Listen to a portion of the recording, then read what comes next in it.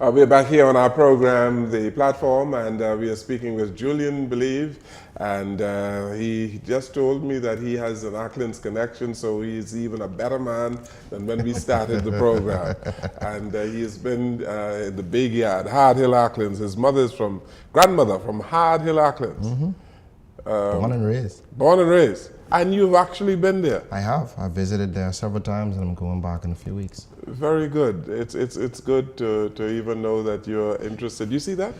Some of the best stew fish I had was in Acklands. As soon as you come on the airport and you make a right, there's a restaurant right there.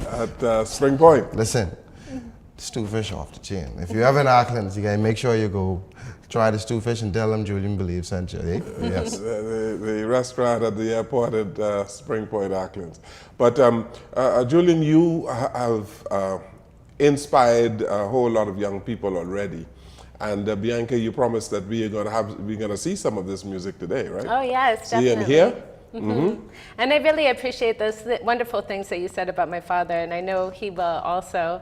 And I appreciate how you're always continuing to help people and mentor people, and how you do have so much Bahamian pride, and we see that in the music videos, and we see Junk Canoe being represented, and now you're going to be having Rake and Scrape now, right, with the new song? Yeah, this is very interesting. I always felt like I didn't need to duplicate what was already out, so I never fully went into Rake and Scrape. I felt like I needed to introduce something new as a young creative. Like, I felt like in the past, Bahamian music had not evolved in the way that it should. So we never saw the artists spill back into the U.S. since the T Connections and since Ronnie those did it, since Johnny Camp those did it, and then Bahamian did it, but they put a spin on it. So I did that with Live and Wine and Caribbean Slide, and that's how I was able to see the difference in the international market, and because the music was easy enough for the foreign ear to understand. And now that I've done that, I'm tapping into Rake and Scrape. And the next project that I have is one that I'm really excited about. I think this is one I'm most excited about because it's really that music down from the back of Acklands and the back of Cat Island and Nygard, but it has a twist that anyone from anywhere in the world would be able to understand. And I think that's what we have to do when we package our brands. We have to ensure that if you're watching JCN, someone from New York City can watch JCN, or anything that we do has to be represented on an international scale and not a local, So you are trying to, seeking to internationalize. No, I'm not trying. You are? Yeah. Yes. Internationalize the Rake and Scrape music? Well, not so much Rake and Scrape music, just my interpretation of what Bahamian music is. Because when you say Rake and Scrape, certain creatives have an idea of what that is to them. And if you go against that, they'll feel like, you know what, you're disrespecting the music or the culture of it. So for me, growing up and listening to the Thunderstorm on 100 Jams, or listening to 97.5 and hearing some Stevie Wonders or some Marvin Gaye's, and then still going to Junk Canoe during the Christmas, I could not help but want to infuse what I heard. And I think sometimes we as creatives, we judge the young, and the elders tend to judge, us because we're not like them, but you can't help if you're exposed to different genres of music. The Bahamas is another melting pot of cultures. Mm-hmm. So the music and the brand and the look of the Bahamas has to reflect that if we want to be able to make ourselves commercial. Well, tell me how your interpretation of what Bahamian music is. Okay. Because there are some who say, it's Rake and Scrape. Some say it's Junk Canoe. What is Bahamian music for Julien Believe? I mean, Bahamian music is broken up into genres. So Rake and Scrape would be one of them. Junk Canoe would be one of them. Junk Canoe Pop would be one of them. I mean, Junk Canoe Pop. Pop. What is Junk Canoe Pop? Junk Canoe Pop would be like Live and Wine, or Caribbean Slide. Songs that are still very popular. When I say popular, I mean the sound. It's familiar or able to transcend into pop music, but it still has the influences or the indigenous feel of what is traditionally Bahamian or Junkanoo or Rake and Scrape. This time around, I think what we do is, and this is a secret that I'm giving out, when we write songs, we tell stories in Rake and Scrape. But instead of telling a story, imagine if we sang a Let's Get It On over a Rake and Scrape beat. Now it becomes something that everyone across the world can sing. Party in the Backyard was a prime example of what a commercial Bahamian song, Rake and Scrape song, would be like. And that's why in the first year of Carnival that did so well, because if you were in Minnesota, you understood what Party in the Backyard meant. But if you put a twist on it and say, I couldn't do it today, right? Or you just put something on it where the average foreigner couldn't understand, it could not cross over. You see, so it's just packaging the music and the message of the music and the concept of music in a way that anyone from anywhere in the world You're can talking about understand. lyrics now. Yeah. The lyrics that would have crossover appeal, Right. that would be appreciated Right. all over the world. Yes. And that is what you are seeking to do. Yeah. Putting the lyrics on the Rake and Scrape or Junkanoo music to make it appealing Yes. internationally. Yes, and then giving the music a flair of what the average foreigner or average person listening to popular music could relate to. So if it means that I have to put a certain instrument to give it a certain dance feel or a pop feel, something that it meshes both, bringing the best of both worlds together. And I think once, and I mean no disrespect to the elders of Bahamian music, I think there's a place for traditional Rake and Scrape, traditional Junkanoo music. But I want to see myself on an international scale, and I want to see the doors open up for a lot of other younger creatives and musicians. And I feel like so far I've been on a path that has taken me there, and it's because of the exposure that I've gotten and because I've had the opportunity to work with both local producers and international producers. So bringing it together is what helped creates that sound that the world will love. So this is an evolution. Yes, and that's the word. Over the last 30 years, if you listen to Ronnie Butler's music today, Burma Road and all of this, he did in the 60s. Again, I mean no disrespect. Rake and Scrape has evolved now,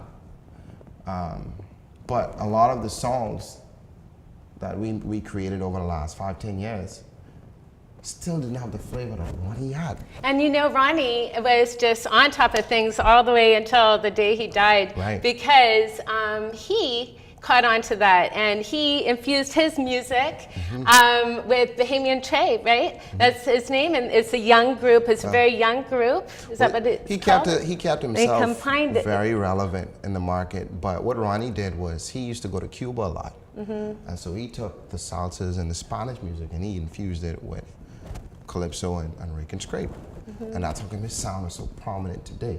And Ronnie said to me that I'm doing what he did in his day, and he remembered being ridiculed and criticized back then because people didn't get him at first, you know. So today's a new day and things are different, but I just feel like we as creatives, we and elders, we have to learn to pass the baton on and mentor and teach and give back and empower along the way.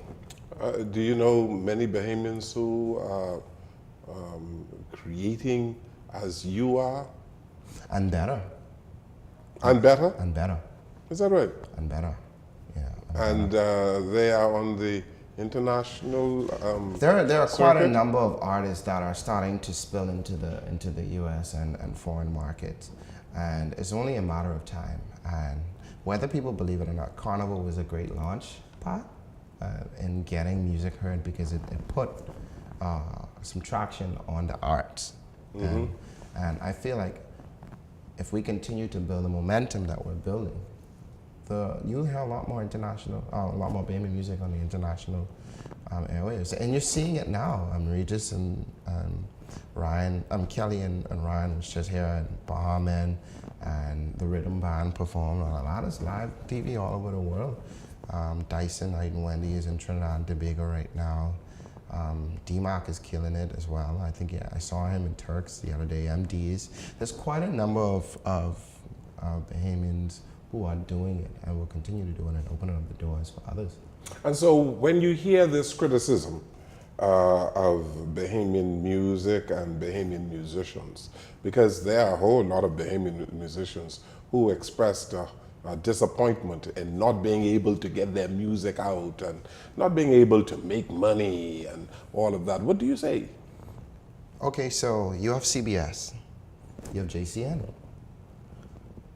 You found a way in the market, even though they're international TV stations and TV shows, and you found a way. And I think we put too much blame on everyone else and not enough blame on ourselves because we didn't build a proper team, or we didn't invest in as much money in marketing as we needed, or we didn't go to the investor and present our product or our project to them in the right way to make them want to spend some money. You know, this is a business. This isn't a fashion show. This isn't a popularity contest. The music industry and the entertainment and arts industry is a business.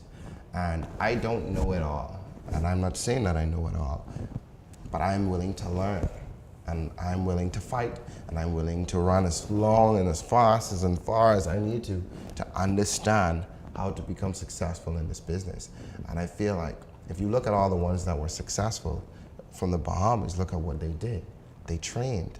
You know, they invested in themselves. They worked hard. Buddy's a prime example. Shawnee's a prime example. T-Connection is a prime example. Ronnie's a prime example. Whether we believe it or not, Bahaman was a prime example. You know, Johnny Kemp, you know, people who invest in themselves. So we don't need to reinvent the wheel. You know, it already exists. What is your goal? You've been in this business how long now? I've been in for 17 years. 17 years. Straight out of high school, eh? Yeah, yeah, from in school. Yes. What is the ultimate goal? I won't consider myself a success until I see another young Bahamian make it. I think while I'm young and I have the influence and I have the support, I think it's important to do my part to create the paradigm shift, you know, so we could see the next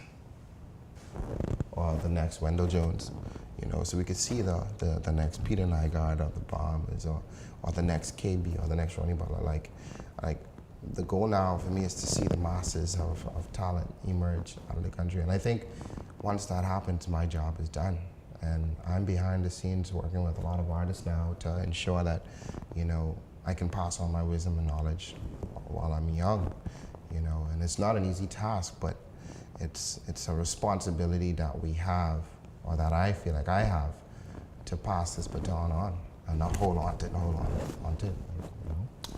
know? You're starting a drive to go right into the schools and start to help the children directly. Okay, let's talk about that. But let's take this break. And when we return, we're going to talk a whole lot about that, and perhaps we're going to hear and see some music. We take this final break. We'll come right back.